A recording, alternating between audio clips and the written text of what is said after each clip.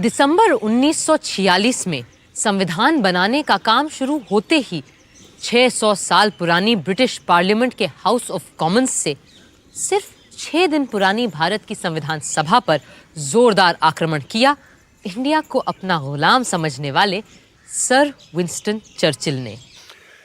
Churchill साहब की हिमाकत देखी आपने मौलाना। हाउस ऑफ कॉमन्स में जनाब फरमाते हैं कि any attempt by the Congress Party to establish Hindu rule on the basis of majority will be fatal to any conception of the unity of India. This unity was a superficial appearance imposed there by the long generations of British rule. And it would pass away once the impartial guidance from the outside is withdrawn. बकवास। Election हारने से Churchill साहब का दिमाग फिर गया। Quaid-e-Azam, listen to this. Churchill says even more in his speech. The British government owed special protection to the Muslims, numbering 90 million. But today they've been outwitted and outmaneuvered. This is exactly what I have been saying all along. Therefore, this meeting in Delhi is not the proposed Constituent Assembly, and it represents only one major community in India. Right. Churchill knows how to call a spade a spade.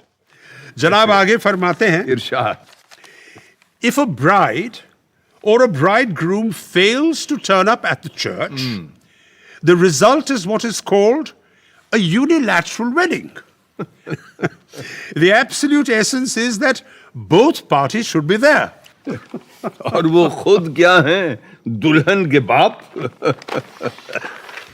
कमाल है, कमाल है। मुस्लिम league की गैर मौजूदगी सबको खल रही थी और जब जिन्ना साहब ने कहा कि उनकी वर्किंग कमेटी 20 जनवरी को तय करेगी कि कब वो संविधान सभा में आएंगे, तो डॉक्टर M.R. जयकर ने प्रस्ताव रखा कि जब तक रजवाड़ों या कम से कम मुस्लिम लीग के लोग संविधान सभा में नहीं आते, तब तक एम्स एंड ऑब्जेक्टिव्स रेजोल्यूशन जैसे महत्वपूर्ण प्रस्ताव पर बहस और वोट को मुलतवी कर देना चाहिए। पर हर किसी को ये बात गवारा नहीं थी। If this resolution is postponed, what guarantee is there that the Muslim League will come and attend the sessions? My charge is that the Muslim League has been encouraged by the attitude of the British to imagine that if it does not come, it may be able to veto the final decision of the Constitutional Assembly. Doctor Shyama Prasad Mukherjee के ठीक बाद पहली बार संविधान सभा में बोलने खड़े हुए doctor Bhimrao Ambedkar. Today, we are divided politically, socially, and economically. We are a group of warring camps. And let me confess that I am probably one of the leaders of such a camp. But sir, I'm quite convinced that given time and circumstances, nothing in the world will prevent this country from becoming one.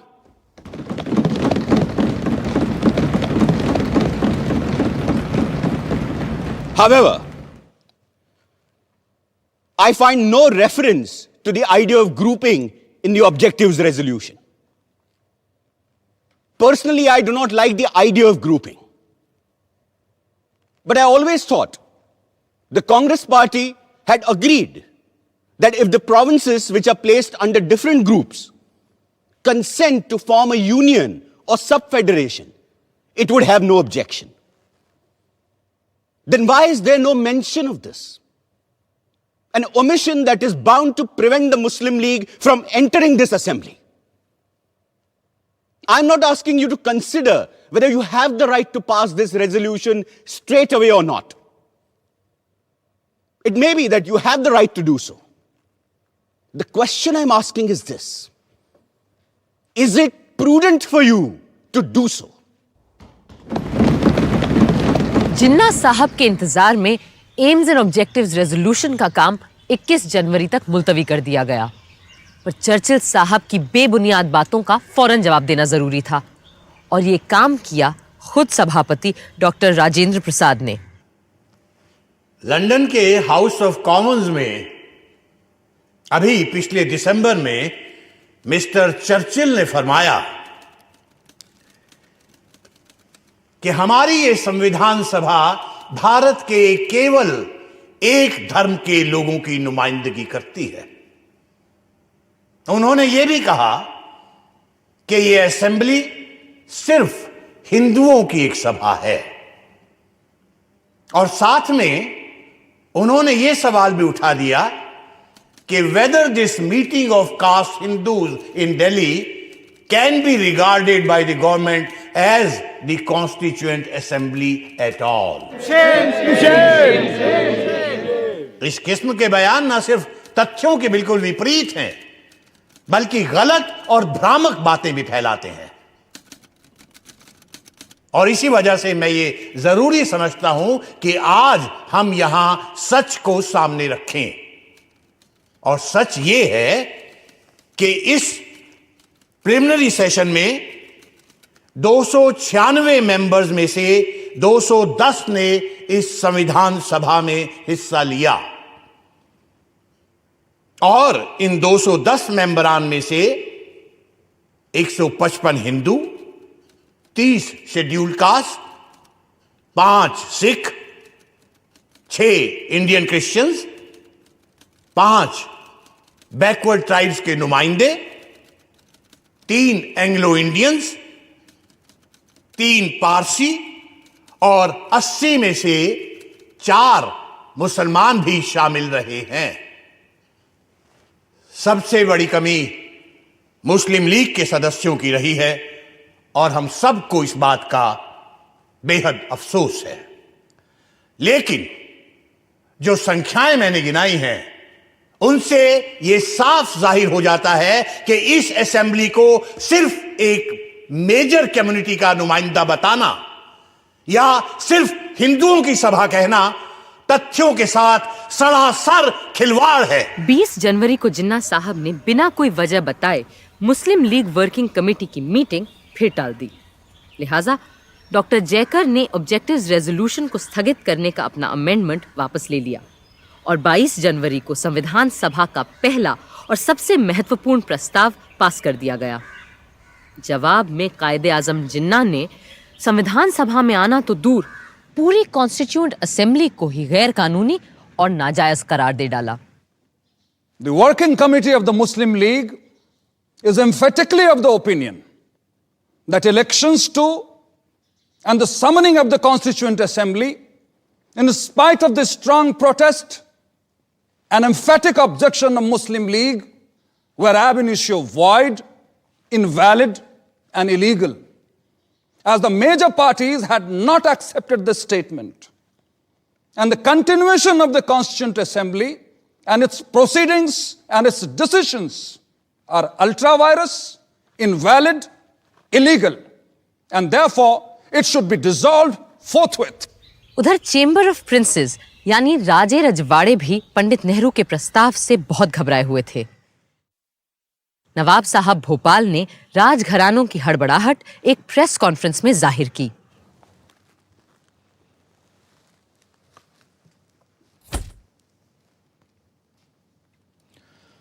हमें मजबूरन आज ये press conference बुलानी पड़ी है,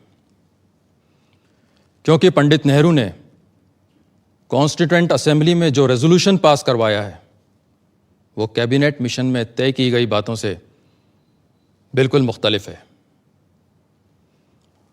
और constituent assembly में ऐसे किसी भी रेजोल्यूशन को लाने और पास करवाने के हम पूरी तरह से खिलाफ हैं।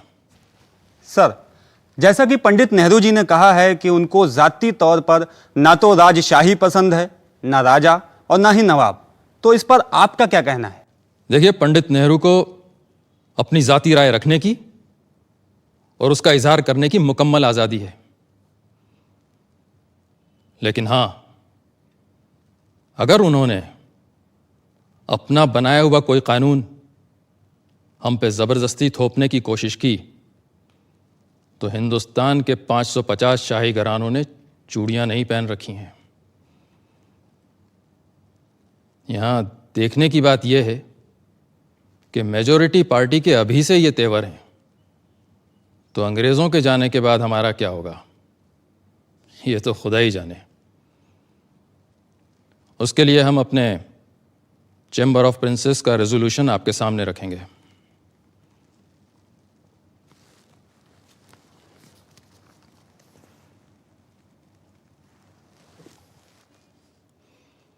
The Princess Chamber wants to make it clear in unequivocal terms that there could be no compromise on the monarchical form of government in the Indian state.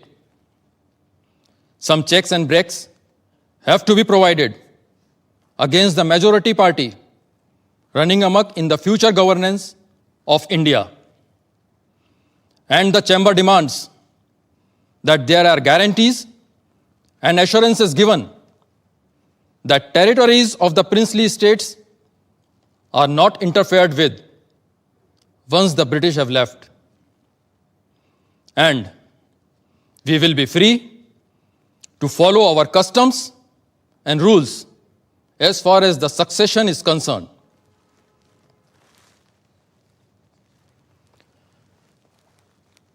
Constituent assembly का पास किया हुआ ऑब्जेक्टिव्स रेजोल्यूशन बड़े ही खतरनाक इम्कानातों से लबरेज है और इसीलिए हमने साफ साफ चैम्बर ऑफ प्रिंसेस का रेजोल्यूशन सबके सामने रखा है।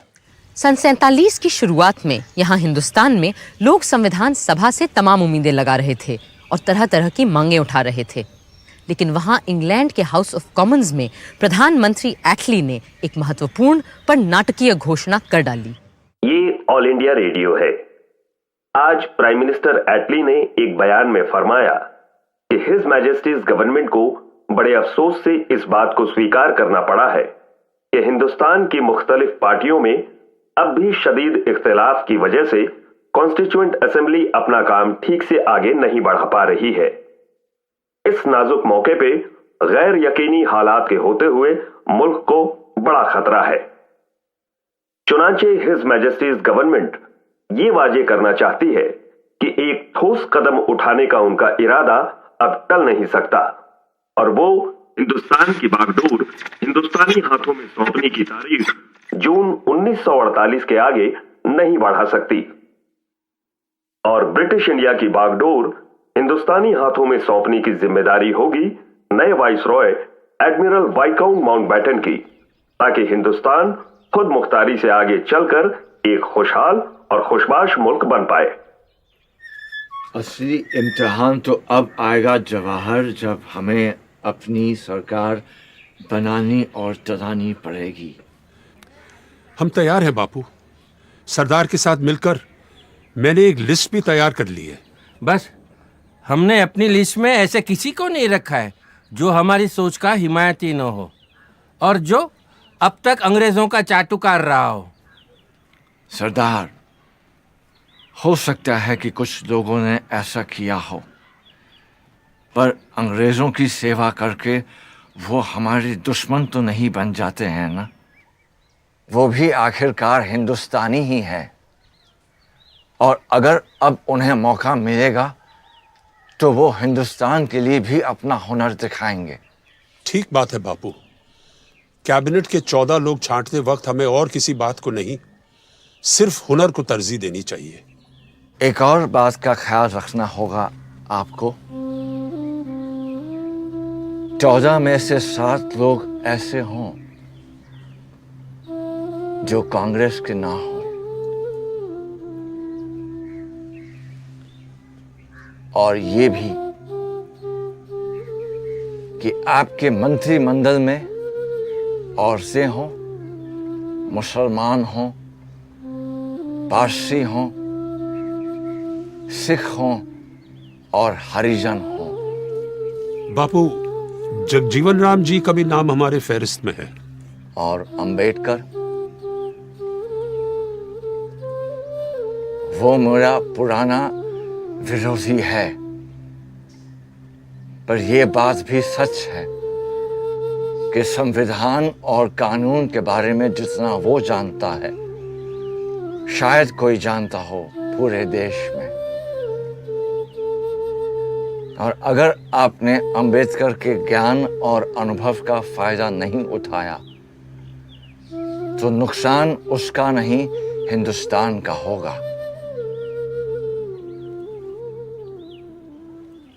लॉर्ड माउंटबैटन ने आते ही सारे नेताओं से मुलाकात की।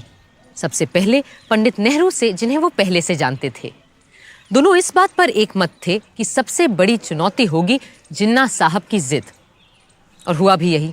जब जिन्ना साहब माउंटबैटन से मिलने पहुंचे, वो अपनी जिद पर अड़े रहे कि उन्हें पूर्व में बंगाल और असम और पश्चिम में पंजाब, सिंध, बलूचिस्तान और नॉर्थ वेस्ट फ्रंटियर प्रोविंस अपने पाकिस्तान के लिए चाहिए। और साथ में चाहिए एक गलियारा जो दिल्ली, रामपुर, लखनऊ और पटना से होते हुए कलकत्ता जाएगा। पर जब माउंटबैटन ने कहा कि कांग्रेस ऐसा गलियारा कतई नहीं बनने देगी और पूरे बंगाल और पंजाब का तो सवाल ही नहीं उठता, तो जिन्ना साहब बोले, better a moth eaten Pakistan than no Pakistan at all. पर बापू अभी भी अपने काठियावाड़ी भाई को समझाने में लगे हुए थे।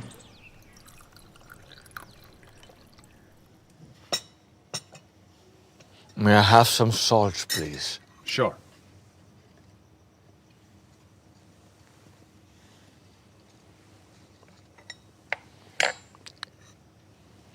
मेरे भाई जिन्ना,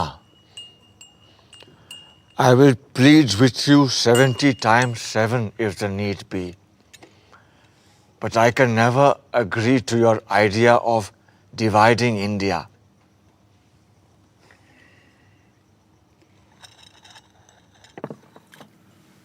In that case, let's agree to disagree on the question of partition. But I'm entirely with you on the question of signing an appeal to both Hindus and Muslims to keep peace. If you want, you can have a look at the draft typed by my assistant. I need not read anything that you ask me to sign.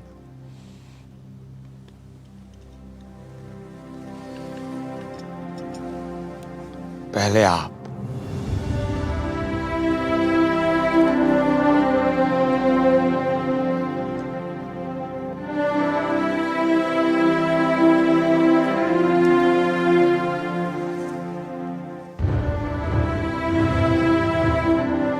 मैं Lord Mountbatten से कहने जा रहा हूं कि अगर जरूरत पड़े तो वो अंतरिम सरकार को बर्खास्त करके जिन्ना को दावत दें और कहें कि वो अपने मन की सरकार कायम कर लें। बस पाकिस्तान बनाने की मांग छोड़ दें। बापू, आप अपनों की बलि चढ़ाकर एक ऐसे आदमी की हिमायत कर रहे हैं जिसने सारी जिंदगी आपका विरोध किया है। अगर मेरे अपनों की बलि चढ़ाकर हिंदुस्तान बच जाता है तो सौदा महंगा नहीं है सरदार। बापू, ये आपका ज्यादा ख्याल हो सकता है। आपको लगता है कि सेंट्रल असेंबली इस बात पर आपका साथ देगी? अगर ऐसा हुआ तो तुम्हें मुझे वचन देना होगा कि कांग्रेस सदन में अपने बहुमत का इस्तेमाल जिन्ना की सरकार को रोकने के लिए नहीं करेगी।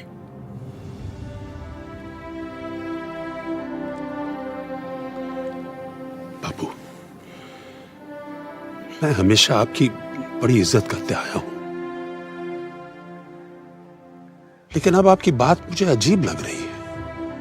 फर्ज कीजिए हमने जबान दे भी दी, तो आपको क्या लगता है कि जिन्ना साहब एक पल भी कांग्रेस का यकीन करेंगे? और फिर सदन में इतने सारे लोगों को समझाना क्या आसान होगा कि आप सारे के सारे चुपचाप हाथ पर हाथ धरे तमाशा देखते रहो कि कैसे जिन्ना जैसे तानाशाह की मनमर्जी चलती है? ना ना ना, ऐसे पागलपन के स्वांग में हिस्सा लेने के बजाय मैं सभा से इस्तीफा देना पसंद करता हूँ। बापू, लॉर्ड माउंटबैटन खुद जानते हैं कि इन हालात में मुस्लिम लीग को सरकार बनाने देना बिल्कुल फजूल की बात होगी। शायद आप लोग बेहतर समझते हैं। वैसे भी मेरे जैसे बूढ़े का यहाँ क्या काम? मुझे तो बिहार और बंगाल में होना चाहिए। जहां दंगे फिर भड़क रहे हैं। यहां तो आप लोग हैं ही दिल्ली संभालने के लिए।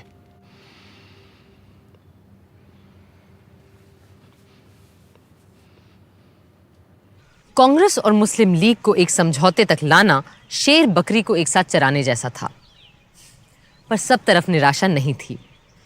अप्रैल के अंत में जब संविधान सभा दूसरी बार मिली तो कई रजवाड़ों के नुमाइंदे उसमें शामिल हो चुके थे।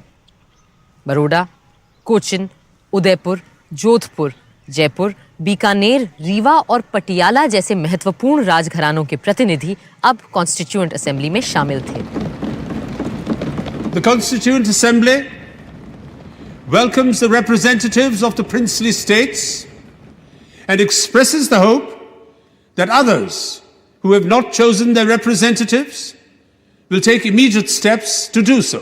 विडंबना ये थी कि जिस वक्त भारत के नागरिकों को ये डर था कि वो भारत के ही नागरिक रहेंगे या बंटवारे के बाद एक नए मुल्क के बाशिंदे बन जाएंगे, उस वक्त संविधान सभा में भी नागरिकता पर ही बात हो रही थी।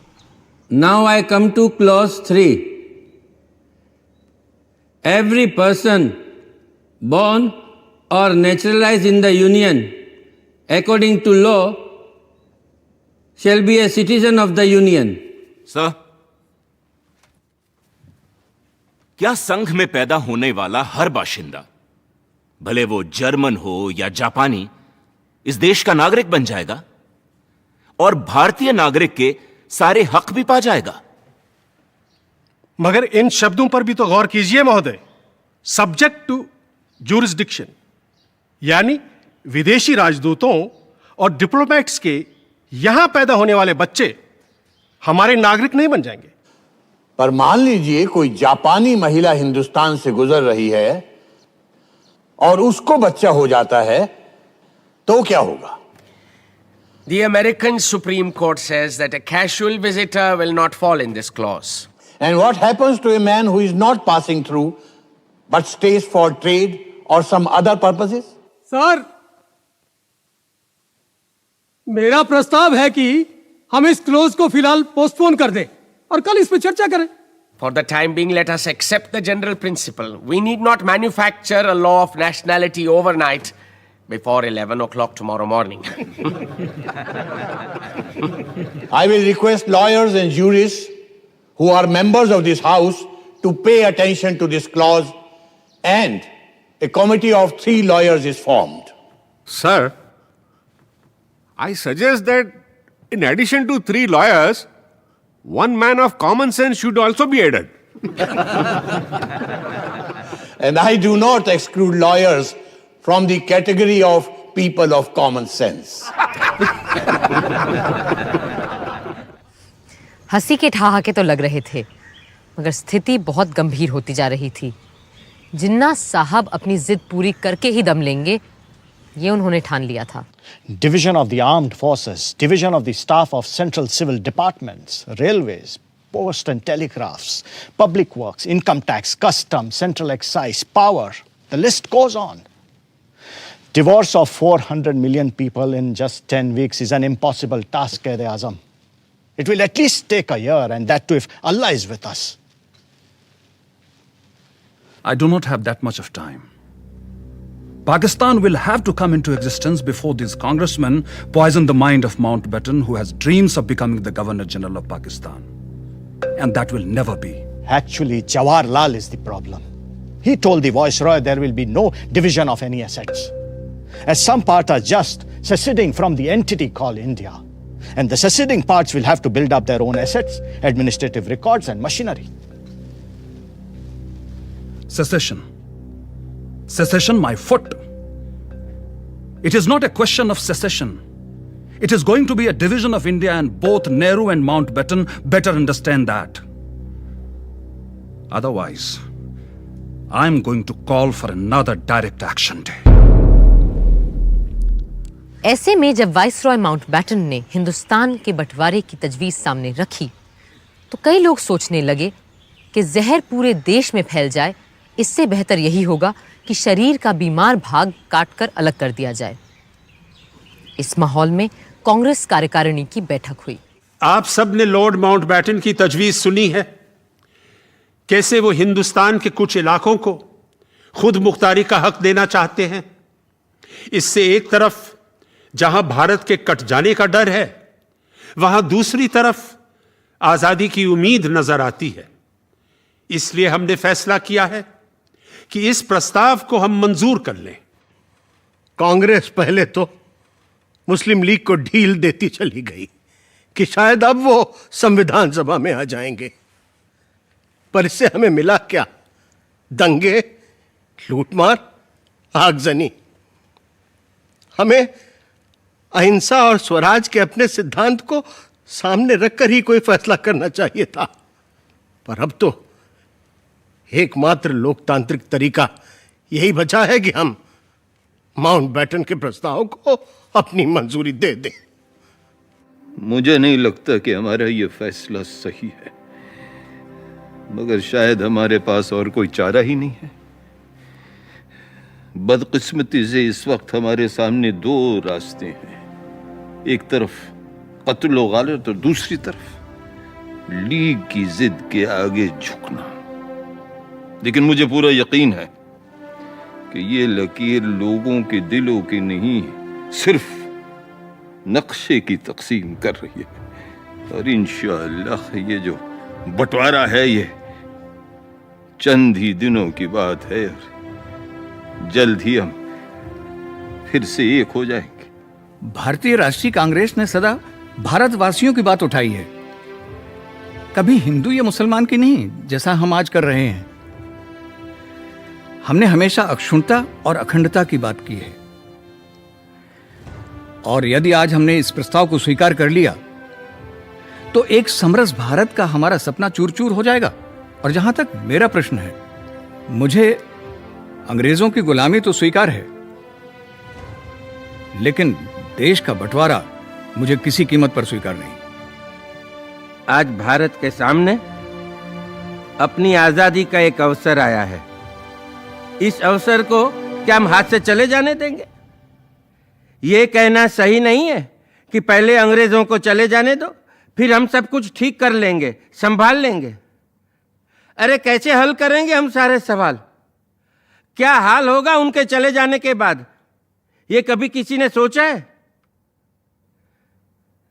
मेरी बात शायद कुछ लोगों को अच्छी न लगे, लेकिन कभी कभी पूरे शरीर में रोग फैल जाने देने से अच्छा होता है अपने बीमार अंग को काट कर फेंक दे, अलग कर दे शरीर से। 3 जून 1947 वाइसरॉय माउंटबैटन ने रेडियो पर वो शब्द बोले जिन्होंने देश के नक्शे को ही नहीं, न जाने कितने दिल, घर, परिवार और जिंदगियों को भी काट डाला। To my great regret, it has been impossible to obtain agreement either to the cabinet mission plan or any other plan that may preserve the unity of India.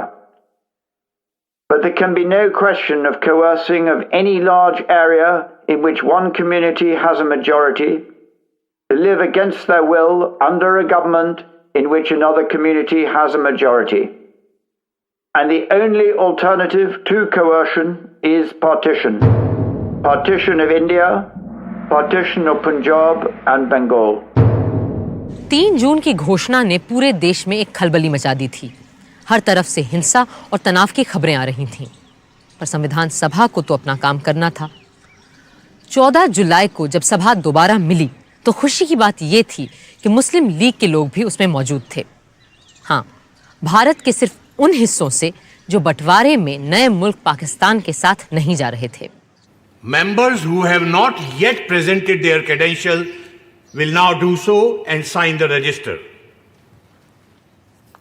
Haji Abdul Sattar Ishaq Seth from Madras. Sir, I would like to raise a point of order. Does the honorable member, Mr. Haji Abdul Sattar, still subscribe to the two-nation theory? This is not a point of order. It is a question of the right of the member elected to the Constituent Assembly, and I cannot prevent any elected member from signing the register. You may go ahead, please. Further on the list, B. Pokar Sahab Bahadur, Madras. Mahmood Ali Beg Sahib Bahadur Madras, Maulvi Syed Mohammad Saadullah Assam, Dr. B.R. Ambedkar Bombay.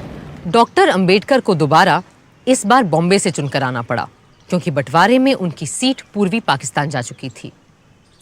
हाँ, फायदा हुआ तो सिर्फ इतना कि 552 में से ज्यादातर रजवाड़े अब भारत का हिस्सा बनना मंजूर कर चुके थे। The next item is the motion to be moved by Honorable K.M. Munshi.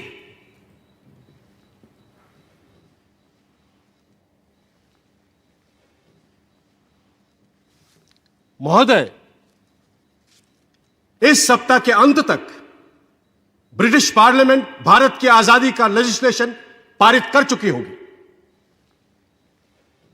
और 15 अगस्त 1947 को हमें स्वतंत्रता मिल जाएगी। वो स्वतंत्रता जिसका हमें सदियों से इंतजार था। हमारे देश में अब एक तरह की समानता आ गई है, हालांकि स्वयं देश की सीमाएं सिकुड़ गई हैं। अब हम एक आजाद और सशक्त भारत के उद्देश्य की ओर पूरे जोश और उल्लास से आगे बढ़ सकेंगे।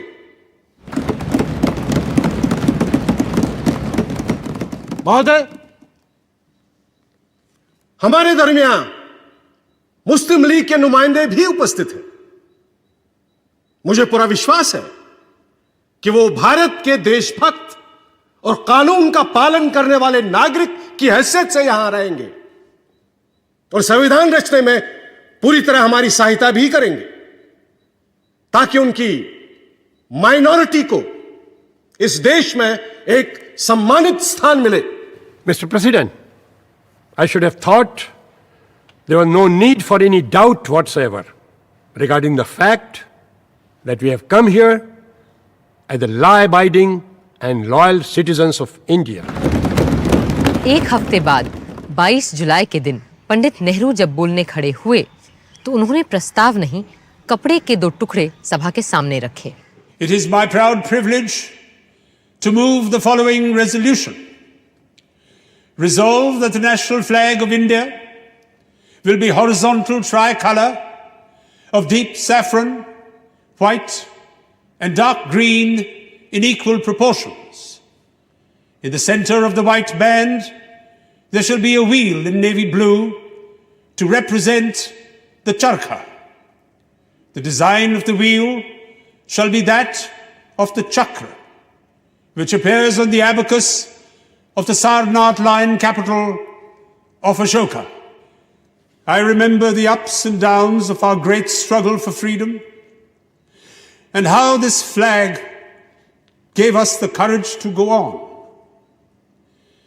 Many who are not present here today, many of our comrades who have passed away, held on to this flag, some amongst them even to their death,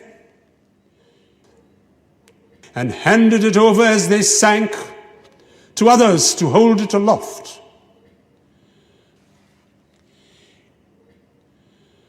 So, in this simple form of words, there is much more than will be clear on the surface. There is the struggle of the people for freedom, with all its ups and downs, and trials and disasters. And there is finally today, as I move this resolution, a certain triumph about it, a measure of triumph in the conclusion of that struggle. So, I present this flag to you. Perhaps I am partial, but I do think it is a very beautiful flag to look at, and it has come to symbolize many beautiful things. Things of the spirit and things of the mind.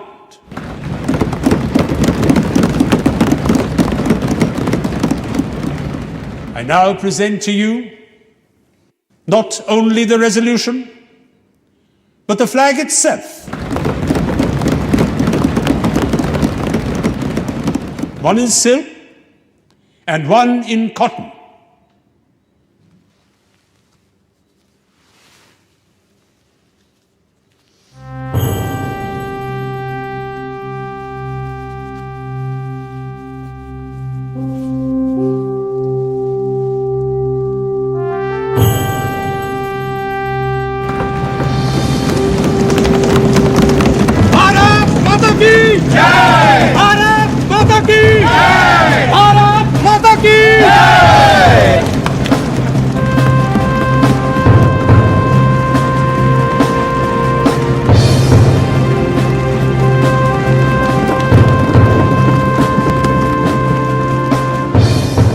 I beg to move this resolution. Mr. President, my amendment is that inside the chakra, in the white band, the swastika, the ancient Indian symbol of Shantam Shivam Sundaram be inscribed. But now that I have seen the flag, I find it somewhat hard to fit the swastika into the chakra.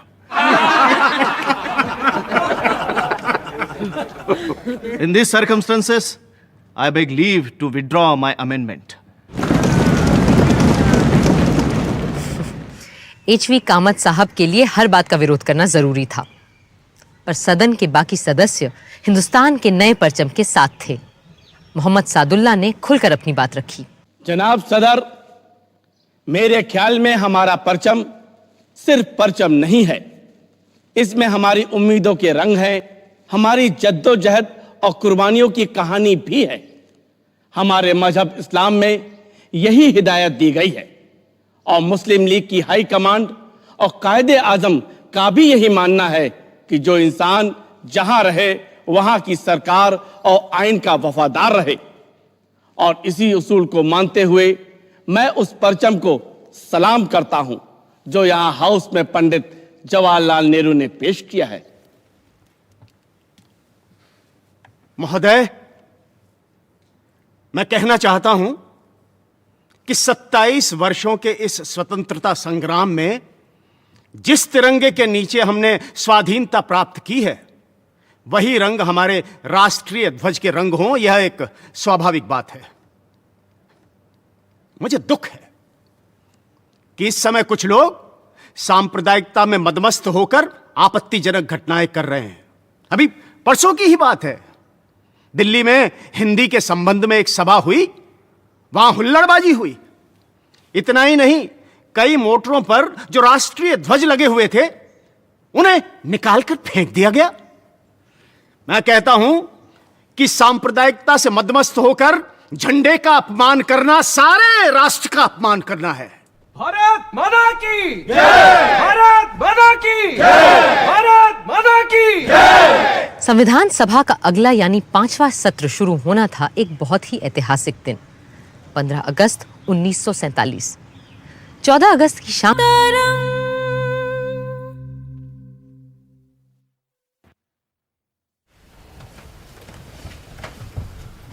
हमारे इतिहास के इस अहम मौके पर, जब आज वर्षों के संघर्ष और जद्दोजहद के बाद हम अपने देश के शासन की बागडोर अपने हाथों में लेने जा रहे हैं, हमें उस परम पिता परमात्मा को याद करना चाहिए जो मनुष्यों और देशों के भाग्य को बनाता है।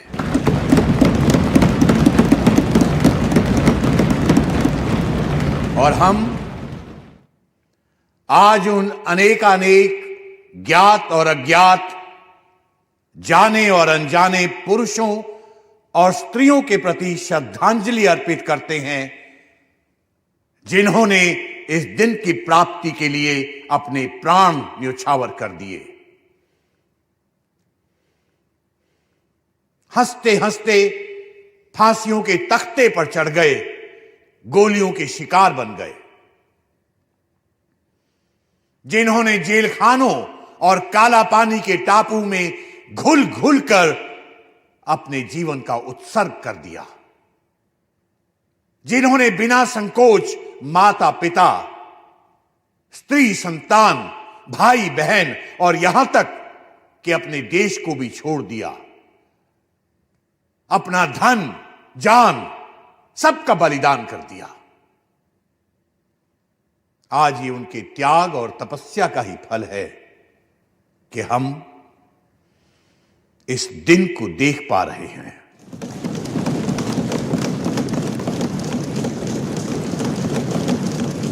हम अपनी श्रद्धा और भक्ति का उपहार महात्मा गांधी जी को भी भेंट करें, जिन्होंने निराशा और मुसीबत के अंधेरे कुएं से खींचकर हमें बाहर निकाला, हमारे दिलों में ऐसी जिंदगी फूंकी कि हम में अपने जन्म सिद्ध अधिकार स्वराज के लिए दावा पेश करने की हिम्मत और ताकत आई, जिन्होंने हमारे हाथों में सत्य और अहिंसा का एक ऐसा अचूक अस्त्र दिया कि जिसके जरिए बिना हथियार उठाए स्वराज का अनमोल रत्न हमने हासिल कर लिया।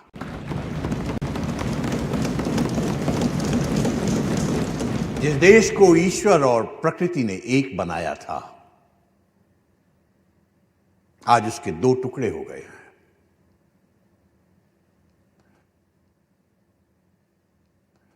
मुझे यह कहना पड़ता है कि इस बंटवारे से हमारे दिलों में दुख है,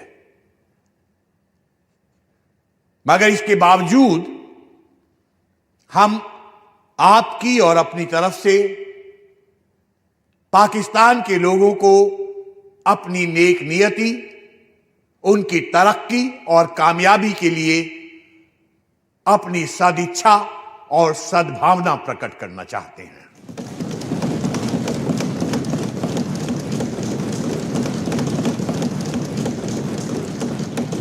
अब इसके बाद मेरा प्रस्ताव है कि हम सब उन वीरों की पुण्य स्मृति में, जिन्होंने देश में और देश के बाहर हमारे स्वातंत्र संग्राम में अपनी बलि दी है, कुछ क्षण मौन खड़े रहें।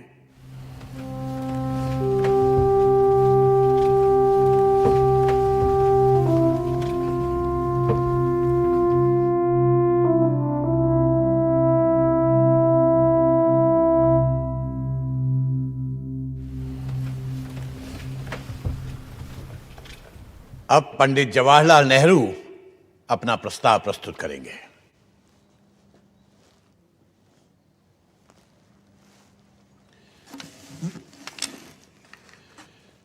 सदर साहब, कई साल हुए जबकि हमने किस्मत से एक बाजी लगाई थी, एक इकरार किया था, प्रतिज्ञा की थी। अब वक्त आया है कि हम इसे पूरा करें, बल्कि वो पूरा तो शायद अभी भी नहीं हुआ, लेकिन फिर भी एक बड़ी मंजिल पूरी हुई, हम वहां पहुंचे हैं। फिर मुनासिब है कि ऐसे वक्त में हमारा पहला काम यह हो कि हम एक प्रण, एक नई प्रतिज्ञा फिर से करें, इकरार करें आइंदा हिंदुस्तान और हिंदुस्तान के लोगों की खिदमत करने का।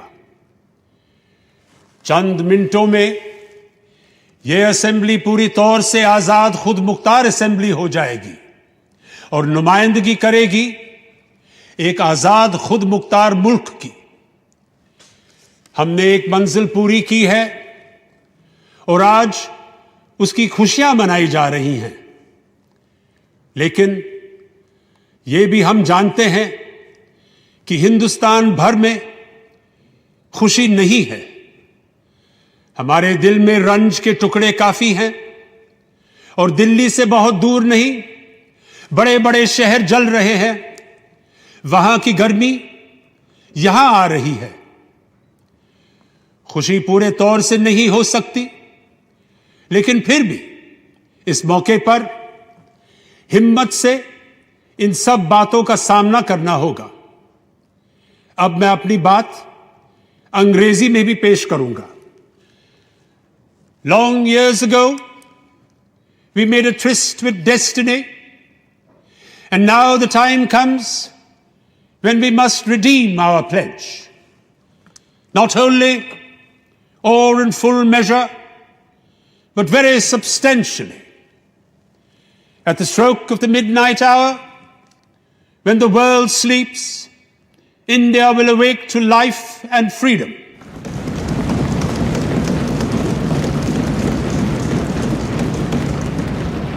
A moment comes, which comes but rarely in history, when we step out from the old to the new, when an age ends, and when the soul of a nation long suppressed finds utterance.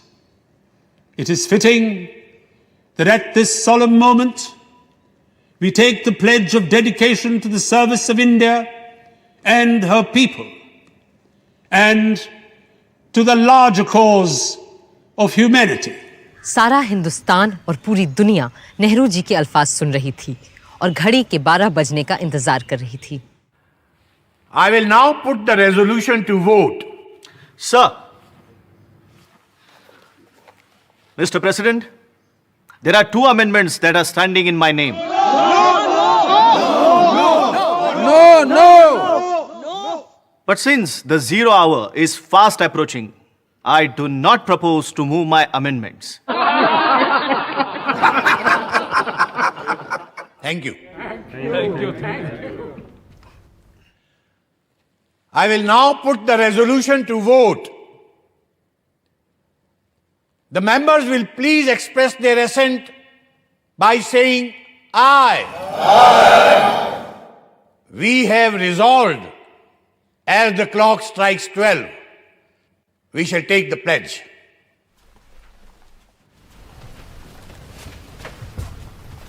It is just half a minute to 12. I am expecting the clock to strike 12.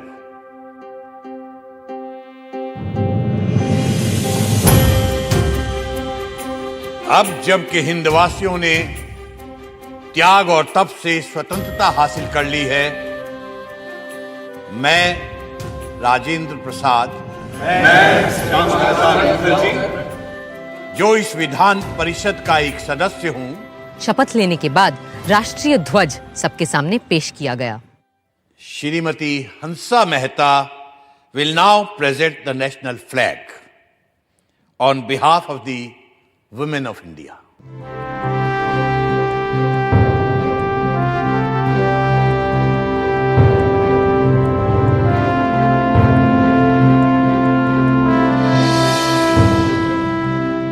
मैं प्रार्थना करती हूँ इस तिरंगे की छत्र छाया में रहने वालों को सारे सुख और समृद्धि मिले।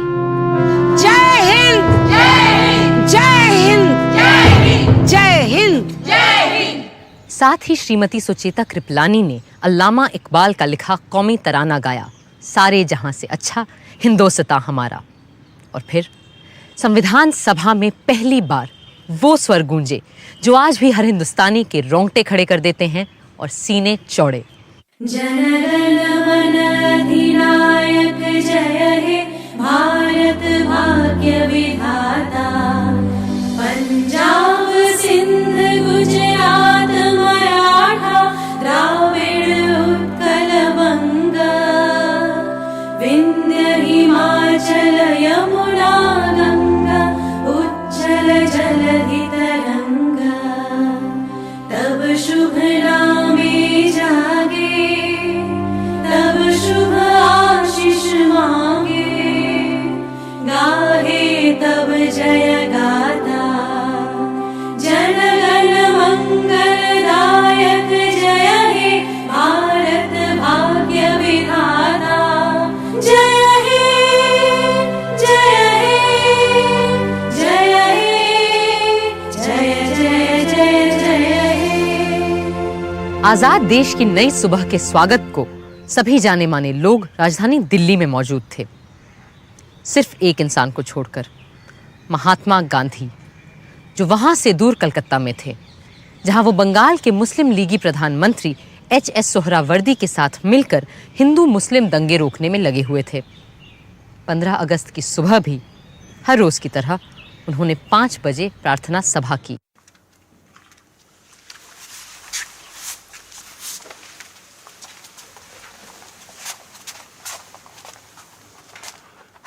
बापूजी, बापूजी, आज से हम आजाद हैं। तो आज आप इस खुशी के दिन को कैसे मनाएंगे? ऐसे खुशी के मौके तो ईश्वर की कृपा से ही आते हैं। सो मैं उसे याद करूंगा और धन्यवाद दूंगा। मेरा तो यही तरीका है। किंतु बापूजी, आज कुछ विशेष होना चाहिए था ना? हाँ, आज मेरे पुत्र महादेव का जन्मदिन है और निर्वाण दिन भी।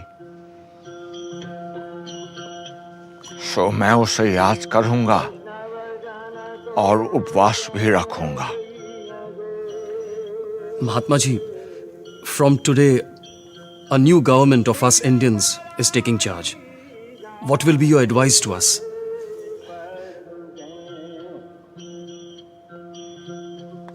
Be humble, beware of power. Power corrupts. Do not let yourselves be trapped by pomp and pageantry. Remember, you are in office to serve the poor in India's villages. सबको सन्मति दे भगवान।